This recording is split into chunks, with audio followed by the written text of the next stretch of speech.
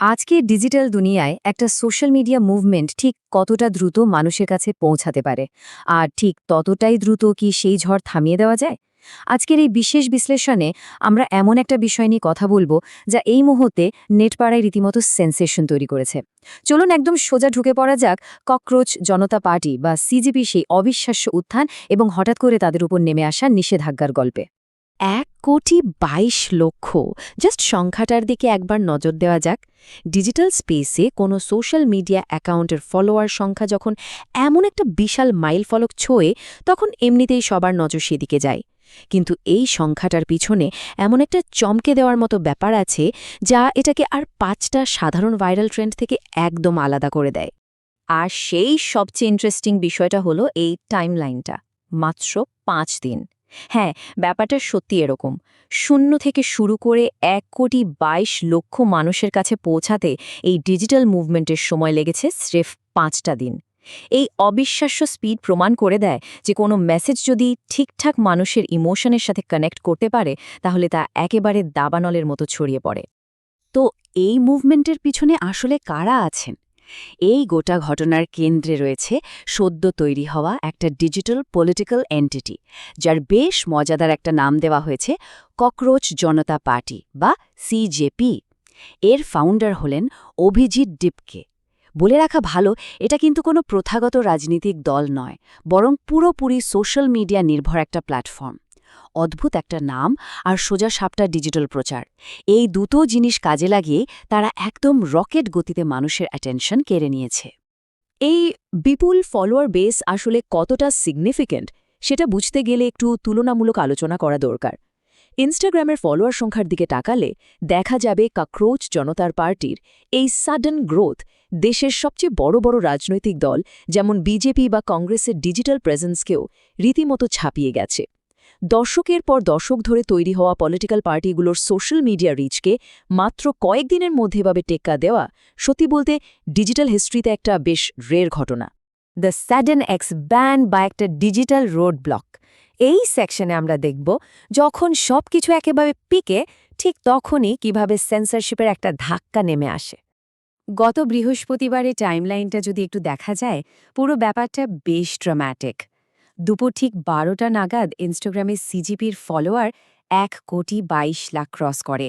কিন্তু তার কিছুক্ষণ পরেই, ওই দিন বিকেলেই ভারতে তাদের এক্স হ্যান্ডেল, মানে আগে যাকে আমরা টুইটার বলতাম, সেটাকে সাডেনলি উইথহোল্ড বা আটকে দেওয়া হয়।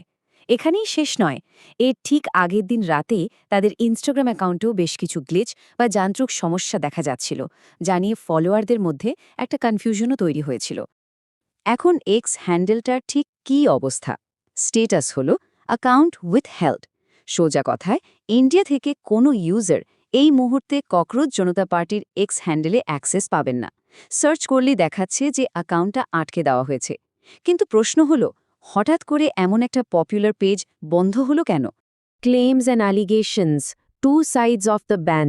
এই হঠাৎ করে আসার নিষেধাজ্ঞার কারণ খুঁজতে গিয়ে দেখা যাচ্ছে এখানে একদম দুটো বিপরীত দাবি উঠে আসছে।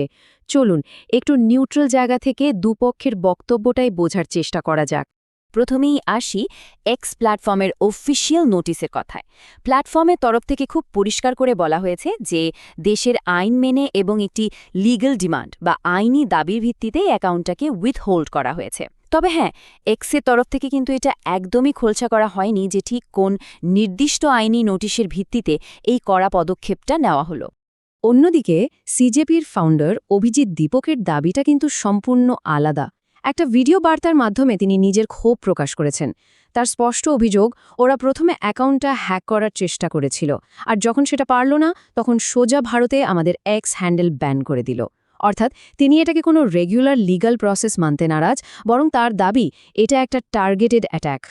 তাহলে মূল অভিযোগ বা কোর অ্যালিগেশনটা ঠিক কোথায়?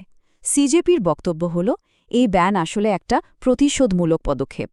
তারা রিসেন্টলি এক ছাত্রের আত্মহত্যার ঘটনায় সরকারের কাছে জবাবদিহি চেয়েছিল, এমনকি একজন মন্ত্রীর পদত্যাগের দাবিও তুলেছিল। তাদের দাবি, এই মর্মান্তিক ঘটনার বিচার চেয়ে সরব হওয়ার কারণেই মূলত তাদের এক্স অ্যাকাউন্টটা এভাবে ব্যান করে দেওয়া হয়েছে। দি অনগোয়িং আফটারম্যাথ, আনস্টপেবল মোমেন্টাম। এত বড় একটা ব্যান বা রেস্ট্রিকশনের পর সাধারণত যে কোনো মুভমেন্ট একটু হলেও থমকে যায়, কিন্তু এক্ষেত্রে ছবিটা বেশ অন্যরকম। চলুন দেখি এই মুহূর্তে দাঁড়িয়ে মুভমেন্টটা ঠিক কোন দিকে এগোচ্ছে। এখানে একটা মজার কন্ট্রাস্ট লক্ষ্য করা যায়। এক্স হ্যান্ডেল ব্যান হলেও ইনস্টাগ্রামে কিন্তু তাদের ফলোয়ার গ্রোথ একদম থামেনি, বরং বেড়েই চলেছে। আর সবচেয়ে আশ্চর্যের বিষয় হল, এক্সে অ্যাকাউন্ট বন্ধ থাকা সত্ত্বেও মানুষজন নিজে থেকেই হ্যাশট্যাগ ককরোচ জনতা পার্টি হ্যাশট্যাগ ইউজ করে পোস্ট করছেন, আর সেটা এক্সের রীতিমতো ট্রেন্ডিং। শুধু সাধারণ মানুষই নন, অখিলেশ যাদবের মতো পলিটিক্যাল ফিগার এবং কি বেশ কয়েকজন বলিউড তারকাও এই মুভমেন্টের সমর্থনে মুখ খুলেছেন। আর প্রভাবটা যে শুধু সোশ্যাল মিডিয়াতেই আটকে নেই, তার সবচেয়ে বড় প্রমাণ হল এই সংখ্যাটা 6 লক্ষ। হ্যাঁ, এখনও পর্যন্ত প্রায় 6 লাখ মানুষ অফিশিয়ালি ককরোচ জনতা পার্টিতে মেম্বার হিসেবে নাম লিখিয়েছেন। জাস্ট কয়েকটা দিনের মধ্যে একটা ডিজিটাল পেজ থেকে শুরু করে 6 লাখ মানুষের এই অফিশিয়াল রেজিস্ট্রেশন বুঝিয়ে দেয় যে এই মুভমেন্টটা ভার্চুয়াল দুনিয়া থেকে বেরিয়ে গ্রাউন্ড লেভেলেও বেশ ভালো মতোই ইম্প্যাক্ট তৈরি করছে। যা আজকের এই আলোচনার শেষে একটা বেশ গভীর প্রশ্নের সামনে আমাদের দাঁড় করিয়ে দেয়। ককরোচ জনতা পার্টির এই রকেট গতির উত্থান আর তারপর হঠাৎই আইনি নিষেধাজ্ঞা, এসব আসলে আমাদের ভবিষ্যৎ নিয়ে কি ইঙ্গিত দিচ্ছে? ডিজিটাল প্ল্যাটফর্মে তৈরি হওয়া পলিটিক্যাল মুভমেন্টগুলোর ফিউচার ঠিক কতটা সুরক্ষিত? আর আগামী দিনে সোশ্যাল মিডিয়া জায়ান্টরা কিভাবে এই ধরনের ভাইরাল গণ আন্দোলনগুলোকে সামলাবে? ফ্রিডম অফ স্পিচ নাকি লিগ্যাল